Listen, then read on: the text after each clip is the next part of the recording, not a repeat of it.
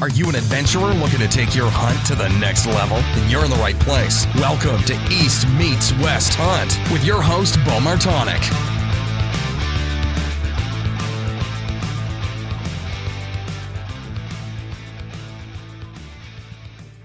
Welcome to the first episode of the day-by-day hunt series of the East Meets West Hunt podcast.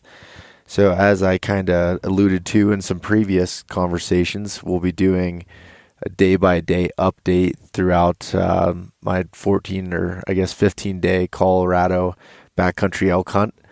And we just arrived out here to the trailhead today. Got out here a little bit earlier than expected and got to do a little bit of hunting here. So I'm joined here with my dad, Beau Martonik, on the podcast. And so we drove out yesterday morning, and which would have been Friday, August 31st, I guess. And so we drove straight through from Pennsylvania, left about 7 in the morning or so, and finally arrived out here in Colorado. I got to the trailhead somewhere around 10, a little after 10 in the morning, but the drive out was an interesting one.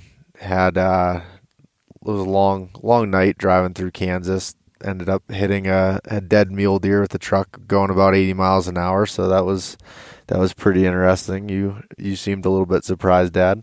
Yeah, I was taking a nap at the time. And to wake up to you hollering and stuff slamming off the bottom of the truck, I didn't know what was going on. I knew it wasn't good, though, whatever was happening. Yeah, I mean, the deer was already dead, but kind of just ramped it, and then the truck drove fine after that and got out and took a look at it and thought I had taken the running board off, but that ended up being okay and just some meat hanging from underneath it. But I ended up basically ripping the running board off later. But yeah, so that was an interesting kind of drive there, and it's weird driving straight through like that, 27 hours or whatever it ended up being. So anyways, we once we got out here, went and I ended up picking up a black bear tag. So I didn't buy it online ahead of time with the unit we were hunting. I was a little bit confused with the regulations, so got that figured out, and hopefully if we see as many black bears as we did last year, that have a chance at them as well.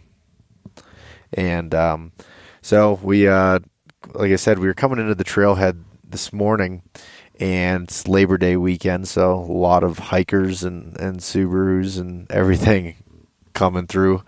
And the main trailhead is where most of the, like I said, the weekend warrior campers and some hunters and stuff are at.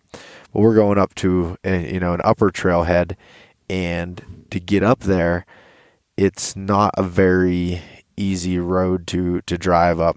And I remember last year when you and I came up here, we both took off the front air dam on our trucks and everything, and our trucks have a little bit bigger tires and leveling kits underneath them to come up there. But the road is definitely, they don't mess around when they say four-wheel drive only. No, and last year I hit the bottom several times with mine. I think I had a little bit more load than you did. But I wouldn't take my truck on roads like that back home. I couldn't believe you had us taking them up here. Yeah, that cut down on the amount of people that came up here for the most part.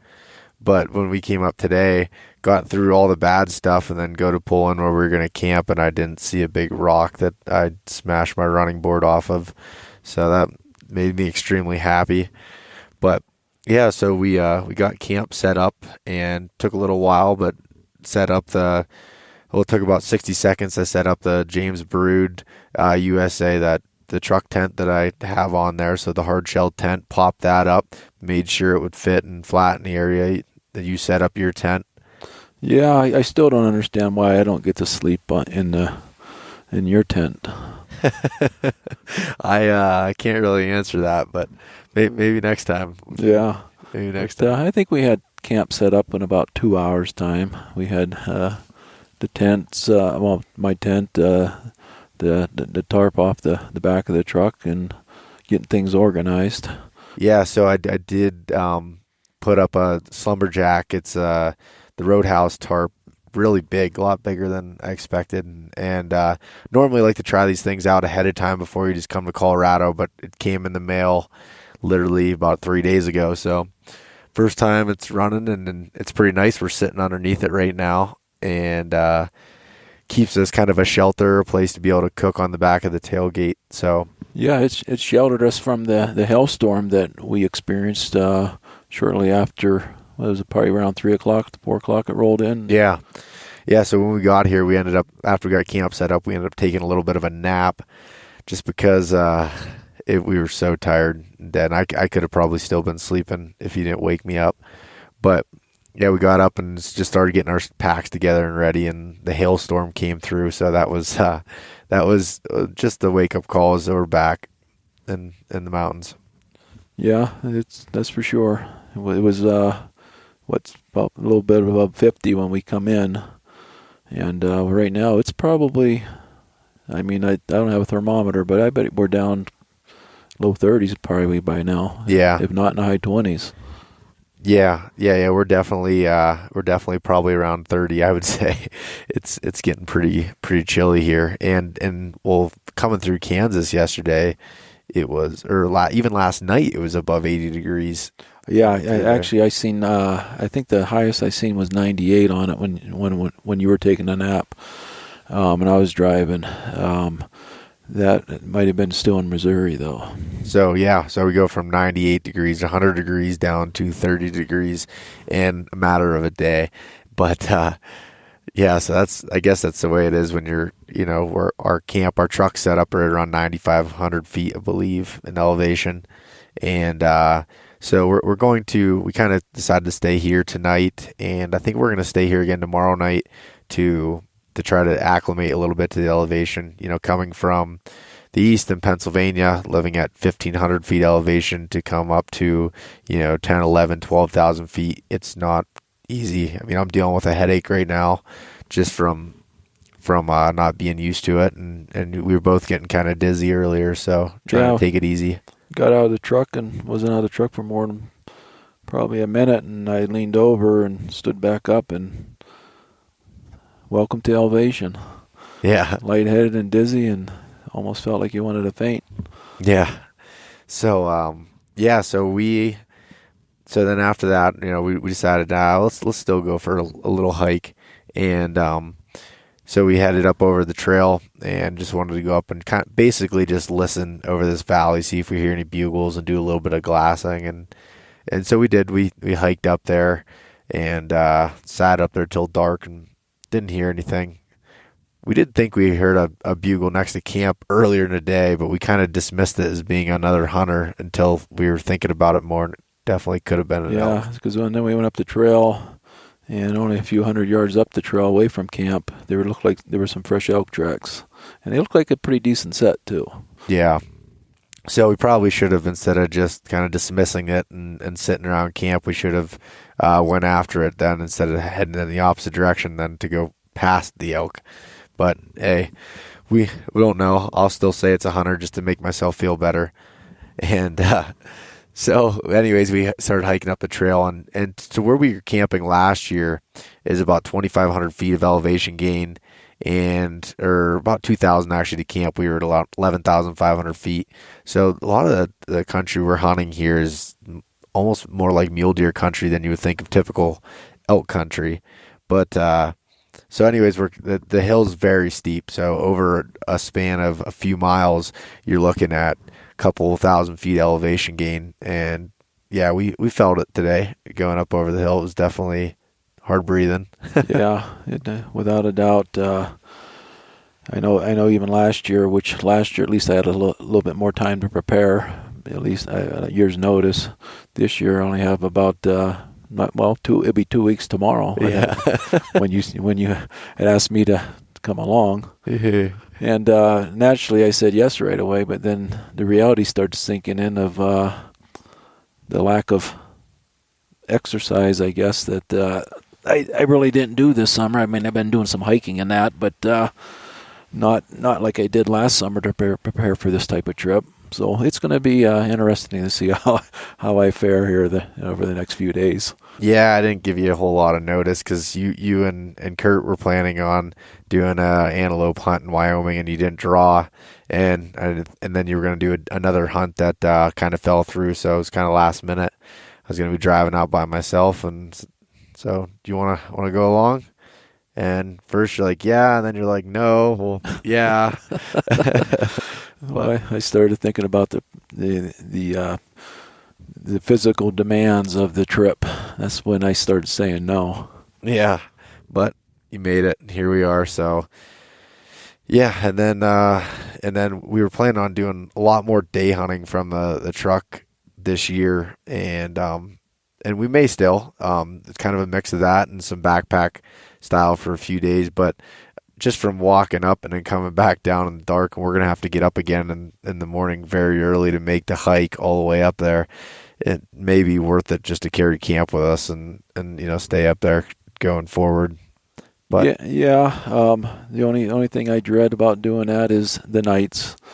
Being that high, we got pounded with storms pretty much every night last year, and you didn't know if you were going to be looking up at with no tent above you and just getting held pounded on you in rain, or what was going to happen. At least down here, we're a little more sheltered, I think, from the weather, and can jump in a truck if it gets too bad. yeah, that's true. Yeah, and that was my fault with not having the tent tied down exactly the ways that now I have some overbuilt stakes that they may weigh a lot, but they screw into the ground, and there's not going to be a storm that's going to rip them off out of that, because I'm running the Seek Outside Cimarron floorless shelter, so it's teepee style, and we thought we were going to lose the tent there a couple of times last year, so I guess that does make sense. We have a little more comfort here, and the packs can be quite a bit lighter to go in. Don't need to worry about going down filter water, everything else when we're hunting from the truck. And we had a pretty good dinner tonight. So my mom made up, what was it, salmon and vegetables all in this.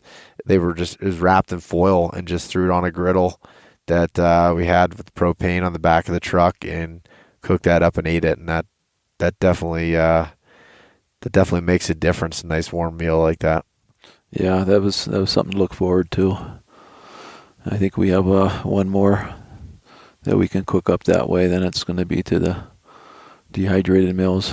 Yep. Yeah, so we have the venison steak, I think is what the other one is. Yep. Then we'll swap over to the Heather's Choice meals for the rest of the trip, and you'll be here with me till September 10th, and then I'll go with another group of guys after that. But we're going to attempt to record this, like I said, every night that we can. If we come back to the truck, it makes it easy. If we're staying up on the mountain, it probably won't be as easy because I won't be carrying my podcast equipment up there.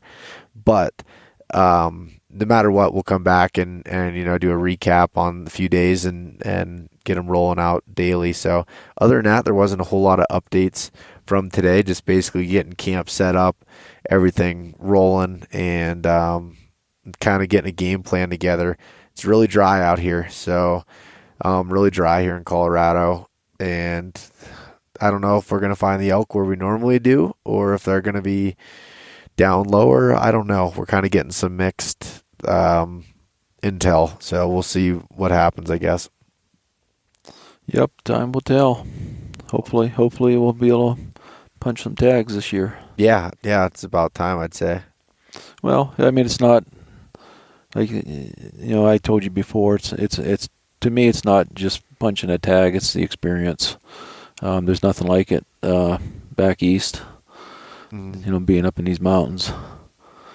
But it would be nice to have some elk meat on the table, though. Yeah, I can't stand taking back empty coolers any longer, I don't think.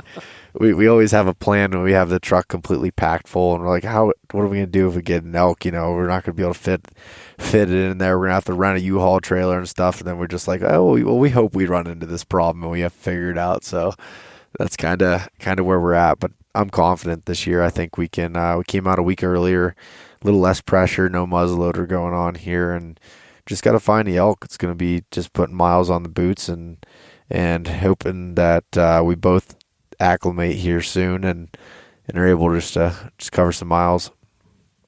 Yep. Let's get some sleep. All right. We'll check back tomorrow. Thanks. All right. Good night. Thanks so much for listening to this episode of East Meets West Hunt with your host, Beau Martonik. For more great content and to stay up to date, visit eastmeetswesthunt.com, Facebook at East Meets West Outdoors, and Instagram at East Meets West Hunt. If you enjoyed today's episode, please review and subscribe, and we'll catch you next time.